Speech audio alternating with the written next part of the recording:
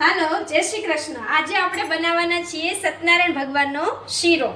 તો આપણે એક વાટકી ભરીને ખાંડ લીધી છે, એક વાટકી લીધો છે રવો અને એક વાટકી લીધું છે ઘી અને એના 3 ભાગનું લીધું છે દૂધ। દૂધ મેં છે ને ગરમ કરી રાખ્યું છે અને ડ્રાય ફ્રૂટ પણ લીધા છે, બદામ છે, કિસમિસ છે અને સાથે છે તુલસી પત્ર। ઘી હવે મેં ગરમ કરવા મૂક્યું છે। હવે ધીમા તાપે આપણે ઘીને હલાવશું। જેવો ઘી આવી જાય, ગરમ થઈ જાય એટલે તરત જ આપણે રવો છે એડ કરી દેશું।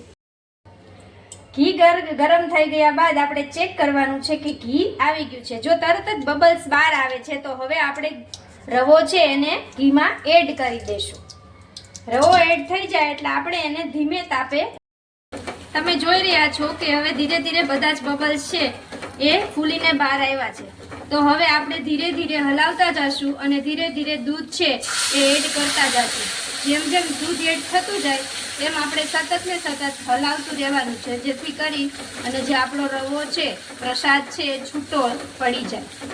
ધીરે ખાંડ છે એડ કરી દેશું, જેથી કરી અને બધું જ મિક્સ થઈ જાય। ખાંડ આપણે સ્વાદ મુજબ જ નાખવાની છે, જેવી રીતે જે ગળું ખાતા હોય એવી રીતે ખાંડ નાખવી। આ ખાંડ છે એ સારી રીતે મિક્સ થઈ ગઈ છે, તો હવે આપણે એમાં કિસમિસ એડ કરી દેશું।